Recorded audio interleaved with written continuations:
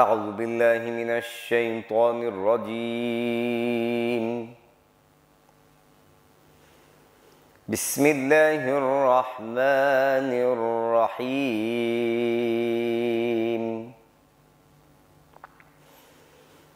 سبحان الذي أسرى بعبده ليلا من المسجد الحرام ليلا من المسجد الحرام إلى المسجد الأقصى الذي باركنا حوله لنريه من آياتنا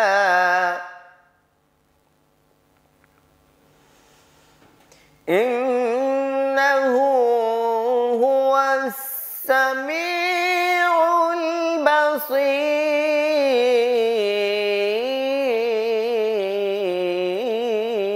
البصير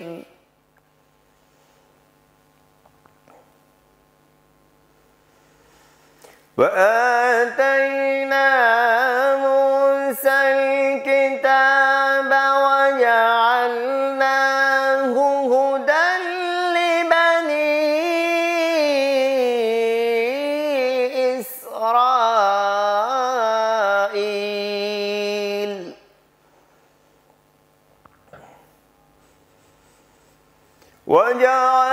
وجعلناه هدى لبني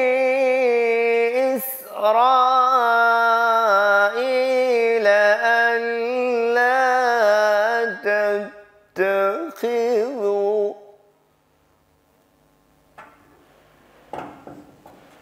ألا تتخذوا من دوني وكيلا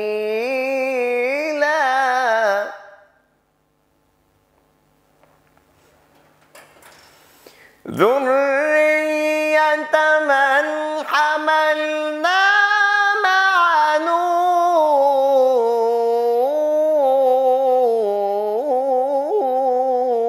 نوح إنه كان عبدا شكورا صدق الله العظيم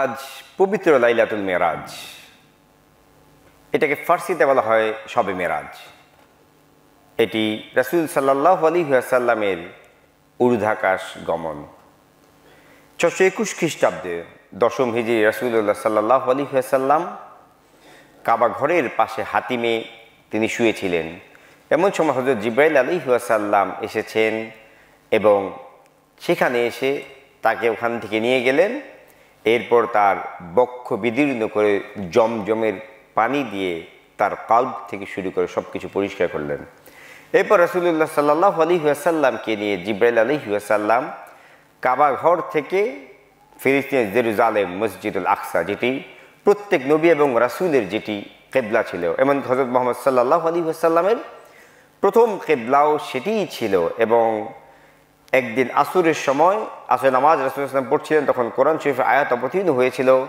এবং রাসূলুল্লাহ সাল্লাল্লাহু আলাইহি ওয়াসাল্লাম নামাজরত অবস্থায় মসজিদুল আকসা থেকে কাবা ঘরের দিকে তিনি ফিরে গেলেন রাসূল সাল্লাল্লাহু আলাইহি ওয়াসাল্লামকে জিবরাইল আলাইহিস সালাম মসজিদুল আকসা যখন নিয়ে গেলেন সেখানে সমস্ত নবী এবং রাসূলরা দাঁড়ানো অবস্থায় ছিলেন এবং তারা নামাজের জন্য সারিবদ্ধভাবে তারা কাতারবন্দি ছিলেন শুধুমাত্র ইমাম সাহেবের জায়গাটি খালি ছিল রাসূলুল্লাহ সাল্লাল্লাহু আলাইহি ওয়াসাল্লামকে হযরত জিবরাইল আলাইহিস সালাম বললেন হে আল্লাহর রাসূল আজকে আপনার পেছনে দাঁড়িয়ে সমস্ত নবী এবং রাসূলরা নামাজ আদায় করবেন।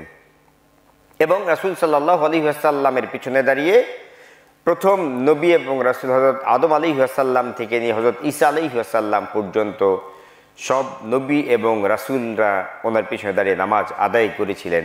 এই জন্য হযরত মুহাম্মদ সাল্লাল্লাহু আলাইহি ওয়াসাল্লামকে বলা হয় ইমামুল মুরসালিন বা সাইয়্যিদুল মুরসালিন, রাসূলদের নেতা। রাসূল সাল্লাল্লাহু আলাইহি ওয়াসাল্লাম সেখানে নামাজ আদায় করেছিলেন এবং একটি পাথরের মধ্যে রাসূল সাল্লাল্লাহু আলাইহি ওয়াসাল্লামের বোরাক নামক যে বাহনটিতে করে গিয়েছিল, হাদিসের মধ্যে এসেছে এটি হচ্ছে গাধার চেয়েও বড় এবং এই বাহনটি ছিল বোরাক, যেটিতে করে রাসূল সাল্লাল্লাহু আলাইহি ওয়াসাল্লাম ঊর্ধ্বাকাশ গমন করেছিলেন। এবং প্রথম আকাশে যখন তিনি গেলেন তখন হযরত আদম আলাইহিস সালামের সাথে তার দেখা হয়েছিল।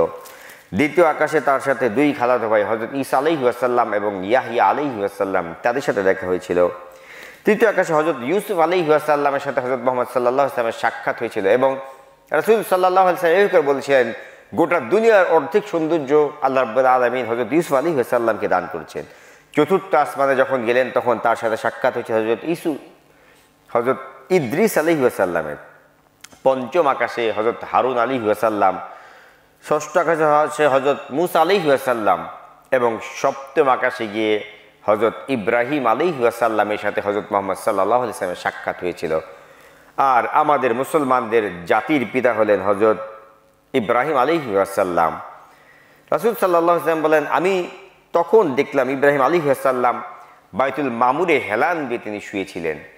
রাসূল সাল্লাল্লাহু আলাইহি ওয়াসাল্লাম সর্বশেষ নবী এবং আমাদের আদি পিতা হযরত আদম আলাইহিস সালাম আর মুসলমানদের জাতির পিতা হলেন হযরত ইব্রাহিম আলাইহিস সালাম। আল্লাহ পবিত্র কোরআন শরীফে বলছে মিল্লাতা আবিকুম ইব্রাহিম, তোমাদের জাতির পিতা, তোমাদের মিল্লাতের পিতা হলেন ইব্রাহিম আলাইহিস সালাম। হুয়া সাম্মাকুমুল মুসলিমিন, তিনি তোমাদের নাম রেখেছেন মুসলমান। এরপর রাসূল সাল্লাল্লাহু আলাইহি ওয়াসাল্লাম এভাবে করে যখন সাত আকাশ শেষ, সপ্তম আকাশের দরজা শেষ, হযরত জিবরাইল আলাইহিস সালাম তখন বললেন যে হে আল্লাহ রাসূল, আমি আর এক কদমও সামনের দিকে আগাতে পারবো না, কারণ আমি যদি এক কদম সামনের দিকে আগাই আমার সবগুলো পাখা জ্বলে পুড়ে ছাই হয়ে যাবে। আমার সীমানা হচ্ছে এতটুকু, সপ্তম আকাশ এ পর্যন্ত। এরপরে বোরাকে করে সাতটি আকাশ রাসূল সাল্লাল্লাহু আলাইহি ওয়াসাল্লাম এবং জিবরাইল আলাইহিস সালাম একত্রে সপ্তম আকাশ তারা গেলেন। সপ্তম আকাশ যখন শেষ হয়ে গিয়েছে এরপর আরেকটি বাহন রফরফ নামক একটি বাহনে করে রাসূল সাল্লাল্লাহু আলাইহি ওয়াসাল্লাম একদম আল্লাহর কাছাকাছি চলে গিয়েছেন। হাদিসের মধ্যে এটা এভাবে বলা হয়েছে, আল্লাহ এবং হযরত মুহাম্মদ সাল্লাল্লাহু আলাইহি ওয়াসাল্লাম এতটাই কাছাকাছি ছিলেন, তীর এবং ধনুক যতটা কাছাকাছি এত কাছাকাছি তারা ছিলেন। রাসূল সাল্লাল্লাহু আলাইহি ওয়াসাল্লাম সেখানে গিয়েছেন, আল্লাহ হযরত মুহাম্মদ সাল্লাল্লাহু আলাইহি ওয়াসাল্লামকে জান্নাত দেখিয়েছেন, জাহান্নাম দেখিয়েছেন, জান্নাতীদের কী অবস্থা সেটা দেখিয়েছেন, জাহান্নামীদের কী অবস্থা সেটা দেখিয়েছেন। আবার আরেকটি বর্ণনায় এটিও এসেছে হযরত আদম আলাইহিস সালামের দিকে হযরত মুহাম্মদ সাল্লাল্লাহু আলাইহি ওয়াসাল্লাম দেখলেন এবং তিনি ডান দিকে তাকিয়েছেন, তাকানোর পর তিনি হাসি দিয়েছেন। আবার বাম দিকে যখন তাকালেন তখন তার মুখটি খুব তিনি কান্নারত হয়ে গিয়েছেন।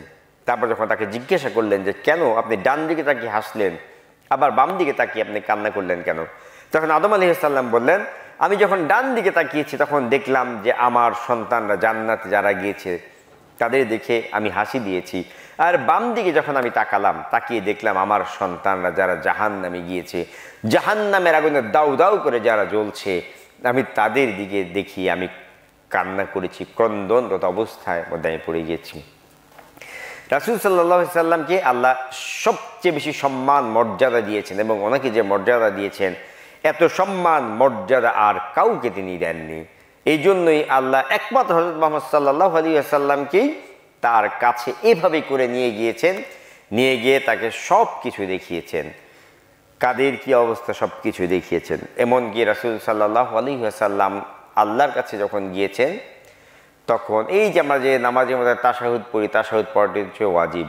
আত-তাহিয়াতু লিল্লাহি ওয়াস-সালাওয়াতু ওয়াত-তাইয়্যিবাত, আসসালামু আলাইকা আইয়ুহান নাবিয়্যু ওয়া রাহমাতুল্লাহি ওয়া বারাকাতুহু, আসসালামু আলাইনা ওয়া আলা ইবাদিল্লাহিস সালিহিন, আশহাদু আল্লা ইলাহা ইল্লাল্লাহু ওয়া আশহাদু আন্না মুহাম্মাদান আবদুহু ওয়া রাসূলুহু। এই তাশাহুদ এটি হচ্ছে আল্লাহ এবং হযরত মুহাম্মদ সাল্লাল্লাহু আলাইহি ওয়াসাল্লামের মাঝে যে কথোপকথন, এটিই হচ্ছে তাশাহুদ। এবং এই তাশাহুদ পড়া নামাজের মধ্যে ওয়াজিব, অবশ্যই এটা পড়তেই হবে। এরপর যখন আল্লাহ আমাদের জন্য মেরাজের রজনীতে তিনি আমাদের জন্য 50 ওয়াক্ত সালাত উপহার দিয়েছিলেন, যখনই ষষ্ঠ আকাশে হযরত মূসা আলাইহিস সালাম পর্যন্ত এসেছেন, আমি আগেই বলেছি কোন আসমানে কোন আকাশে কার সাথে দেখা হয়েছিল। মূসা আলাইহিস সালাম পর্যন্ত আসার পর হযরত মূসা আলাইহিস সালাম হযরত মুহাম্মদ সাল্লাল্লাহু আলাইহি ওয়াসাল্লামকে জিজ্ঞেস করলেন, আপনার উম্মতদের জন্য আপনি আল্লাহর কাছ থেকে কি উপহার নিয়ে এসেছেন? তখন হযরত মুহাম্মদ সাল্লাল্লাহু আলাইহি ওয়াসাল্লাম বললেন, আমি আল্লাহর কাছ থেকে 50 ওয়াক্ত নামাজ উপহার নিয়ে এসেছি। তখন রাসূল সাল্লাল্লাহু আলাইহি ওয়াসাল্লাম হযরত মূসা আলাইহিস সালাম বললেন, আপনার আগে আমি উম্মত চালিয়ে এসেছি, আপনার উম্মতরা 50 ওয়াক্ত নামাজ আদায় করতে পারবে না। আপনি আল্লাহর কাছে যান এবং আল্লাহর কাছে গিয়ে বলেন কমিয়ে দিতে। রাসূল সাল্লাল্লাহু আলাইহি ওয়াসাল্লাম ষষ্ঠ আকাশ থেকে আবার আল্লাহর কাছে গিয়ে বললেন, আল্লাহ, আমার উম্মতরা তো দুর্বল, তারা 50 ওয়াক্ত নামাজ আদায় করতে পারবে না, আপনি কমিয়ে দেন। আল্লাহ 5 ওয়াক্ত কমিয়েছেন, 45 ওয়াক্ত। এরপর মূসা আলাইহিস সালাম পর্যন্ত আসার পর আবার বললেন যে না, তারা পারবে না, আপনার উম্মতরা পারবে না, আবার যান। এভাবে করে 40 ওয়াক্ত। এইভাবে করে পৃথিবীতে আসার আগেই 45 ওয়াক্ত তিনি 9 বার গিয়েছেন এবং 5 নং 45 ওয়াক্ত নামাজ কমিয়ে এনেছেন। তারপর রাসূল সাল্লাল্লাহু আলাইহি সাল্লামকে মূসা আলাইহিস সালাম বললেন যে আপনি আবার গিয়ে আরও কিছু কমিয়ে নিয়ে আসেন। হযরত মুহাম্মদ সাল্লাল্লাহু আলাইহি সাল্লাম বললেন, আমার লজ্জা লাগে, আমি যেতে পারবো না। আল্লাহ আমাদের জন্য 5 ওয়াক্ত নামাজ ফরজ করে দিয়েছেন। যারা এই 5 ওয়াক্ত নামাজ আদায় করবে, কোরআন শরীফে আল্লাহ বলেছেন, মান জা বিল হাসানাতি ফালাহু আশরু আমসালিহা। কেউ যদি ভালো কাজ করে, তার একটি কাজের জন্য আশরু আমসালিহা, তার 10 গুণ সওয়াব দান করে। কেউ যদি 5 ওয়াক্ত নামাজ সঠিকভাবে আদায় করে, তাহলে আল্লাহ তাকে 50 ওয়াক্ত নামাজ আদায়ের সওয়াব দান করে। সুবহানাল্লাহ। আর আগের মতো যদি হতো 50 ওয়াক্ত 24 দুগুণ 48, প্রতি ঘন্টায় 2 ওয়াক্ত করে নামাজ আদায় করতে হতো। আল্লাহ আমাদেরকে কত সহজ করে দিয়েছেন, তারপর আমরা নামাজ আদায় করি না। এই মেরাজের রজনীতে আমাদের জন্য 3টি উপহার আল্লাহর পক্ষ থেকে এসেছে।